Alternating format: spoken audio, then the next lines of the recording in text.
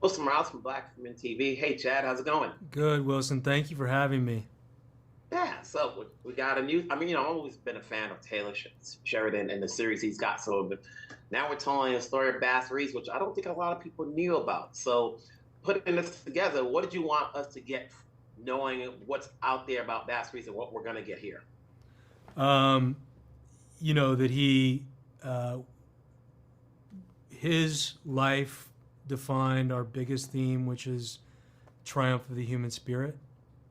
Um, what he overcame, the unimaginable things that he overcame, to go on to be arguably the greatest lawman in the history of this country, and do it with such grace and such a sense of justice and a sense of universality to humanity, is really what's important for me to have audiences grasp hold of. Will it have the intensity of some of the other shows that we've seen from Taylor? Absolutely. We open with a bang, both literally and figuratively. Um, there are some really big, intense moments, and there are a lot of beautiful, quiet moments throughout the whole series. Mhm. And then obviously, we're assuming that this is going to be successful enough to get to season two, season three. As a writer, you have to map out these episodes. Are you mapping out in the hopes that there is going to be more to come? Yeah, so it's designed as an anthology series where future iterations follow different lawmen or lawwomen, or outlaws. I am excited by that prospect. Should there be an appetite out there for more Bass Reeves, we do have more meat on the bone from the things we do know about his life that would allow that to happen as well. Um, I would jump at any chance to work with David Oyelowo again. So, any form or fashion. So, You mentioned we talked about research earlier with whatever's out there already, and then there's what's out there. There's the vision of Taylor and yours. How does it all blend together? so, you know, Bass Reeves' life is not difficult to learn about if you go looking, um, but there's a lot of gaps in between what we do know. Um, and so for me, it was take moments of his life and use those as pillars to build a structure, and then in the in between, fill it in with fictional characters and fictional tales that create the most propulsive and satisfying narrative that also honor the legacy of the man and and entertain audiences. So, there's a lot of true stories, a lot of untold stories, and a lot of fictional stories that fill in the in between. So, You've you've worked on a lot of projects, and everybody can never stop learning. So as this project is new, what did you learn as a writer that helps your skill set? um, I've always been, to be candid, I've always been a little frightful to go big and to go epic. Um, and I tried it on this show and found it very gratifying. And that fear is dissipated. So I've learned to sometimes lean into the fear, lean into the things that you're scared of. Um, and, I'll take that with me into the future.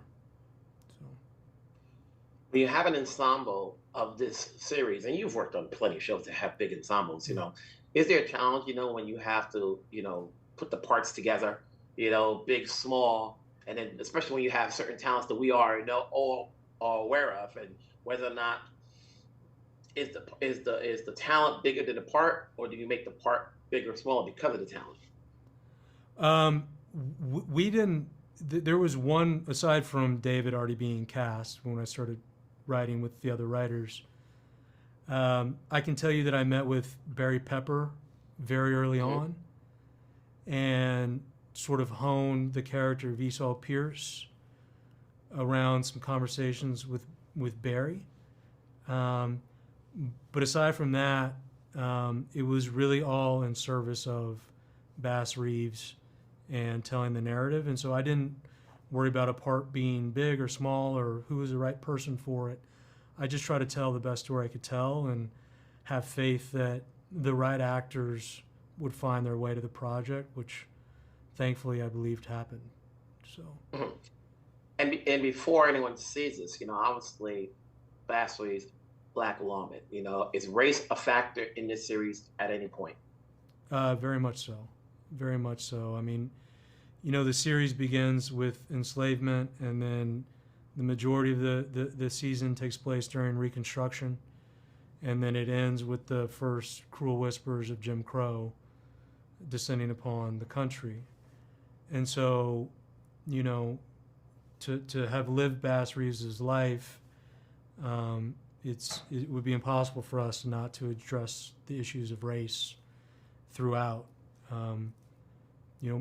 My job was to build a foundation on the universal human condition, which I talk about a lot, and then hire writers from a wide array of backgrounds who could educate me on experiences that I couldn't have possibly have had based on who I am and where I come from, and then allow those voices to infuse every element of the narrative.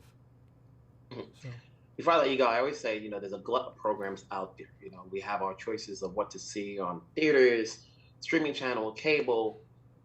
Everything's all about marketing. It doesn't matter whether it's good or bad. It's like, okay, what's going to get us to see Bass Reeves? It's easy for me to say, it's like Taylor Sheridan, David, but is there anything else, because we don't have enough people out here to talk as far as, the selling of the show?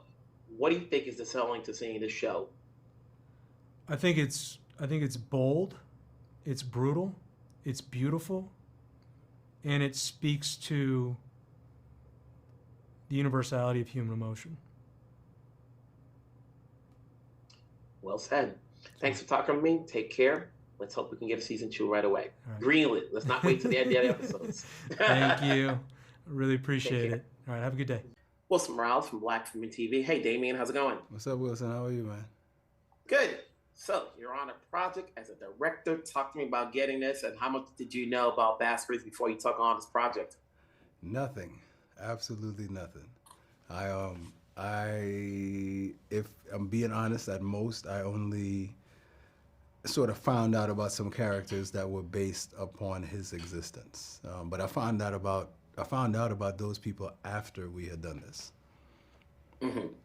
And then coming into this, obviously, this is part of the Taylor Sheridan universe somewhat, you know. What was new for you as you directed the episodes? New. Wow, there's so many ways to answer that. I would say, it's just the new challenges that every project faces, man. It's, I don't think there was anything new as far as directing, right? That's like my job title or whatever. But with each new project that you undertake, you have, challenges and triumphs and pitfalls and whatnot. And this was I don't think this was any different. The most thing I could say about this was I was so excited that we weren't shooting it on a stage, that we were actually going to get out there and the dirt was going to be real and everything was going to be horses and all of that stuff. It made it, this is a show that, I have a show coming up in which we're probably going to be doing an average of 6 to 7 pages a day. And to say that you could shoot 6 or 7 pages a day on Bass Reeves, got my hat, cowboy hat, this hat, whatever, off to you, man, because Texas, on top of the page counts, just being difficult to find the truth and to make sure that all of these scenes came out the way that we intended.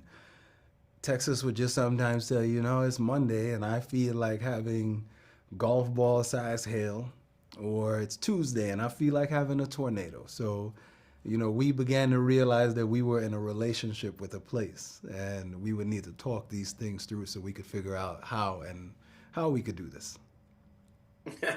And then, when you're working with the writers and the talent itself, as you come on to do this, how much of a collaboration is there between the writers so that way it helps your job when you're putting in scenes together? I mean, if you're smart about it, where I come from, it's on every dollar bill, man. It says, together we aspire, together we achieve. So even though societally we may not do that, it helps when you can. And I think on undertaking anything like this, your first thing is to say, well, let me talk to the person who dreamed it up, right? And I felt like I was only here in present time because of a script that I fell in love with. And so I went to the person who wrote that script. And I could see his insane passion for the project. I mean, like, I work with writers all the time, man, to tell you they care about what they're doing. And I know we're in a very interesting time now where we have guilds striking and whatnot. But the reason why I still really love Chad Feehan to this day is, like, he didn't just talk it, he embodied it. And I think it doesn't, this is not about directing, this is just about human beings. And as a human being, I try to align myself or be around more people that are purposeful and driven in what they're doing. And he is just one of the most purpose-driven people I've encountered while in this business. You have a sense of style, like when you're watching an episode and there's an audience that's going to watch this, where you want to leave them hanging, so come back for the next one. You provide the intensity. Mm-hmm. Is that your sense of style? My sense of style is just always to be honest with the storytelling, because I'm just a person that when I watch things and it's very hard to get things past me, if you will, or to have the intended emotional response, you just got to chase the truth. Those other decisions I think that we make as far as the final screenplay of it or what comes before and what comes after, I think a lot of that happens in post. I think, true or final storylines are decided in the edit room, because if you're fortunate enough to have performers like we did on this show, every now and again a performer should make you yourself, even as a writer or as a director, question your thoughts as to where you wanted to put this in. Sometimes they give you some lightning in the bottle that's so magnificent that you just need to find it speaks to you and it says, no, I should go right here. Talking about working with David and what he brought out, you haven't seen him do before. Well, I mean, I think for every actor, if they're good, it's never going to look like what they did before. And David didn't let down with that, because David never came to work talking about other things that he did. I don't think any of us did. It was like, you didn't do anything like this before, so chances are the example would not, it wouldn't fit the current scene that we were working on. What I would say is that he's brilliant at, I look at directing kind of like I look at reggae music, man, and trying to find a certain beat that doesn't make it regular music, so I could make something that lasts forever. And in reggae, we have a reverb, right? When we hit one note, you might hear that note reverb again. David is that. He's like the perfect echo to everything that's on the page. He will give you the lyrics exactly as the lyrics were written. But when he sing it, he sound like he from the Wailers. And that's the best way I could put it to you, man. And then before I let you go, you've worked on other projects. What gets you to say yes to what you want to do? Man, the potential of putting your purpose and your representation in it, because I think the representation is the pride. And after you have represented something that your audience wants to see, you wanna put yourself in it. You want to say, I came to work every day and was an active member and an active participant of making this. I just didn't go somewhere and tell people screen directions. Like, we sit and we talk about it. We all got emotional at recreating in 4D scenes that only existed as black and white images in history books. Job well done. Congrats on the gig. Obviously, let's hope this carries on. Usually with a Taylor show, you're gonna get more than one season. So let's get that happening. Let's get this one off the ground first. And I hope so. I think this was all for the audience. So I think if they appreciate it, we'll definitely be back with some more. Believe it. Yeah, Take care. Thank you, man.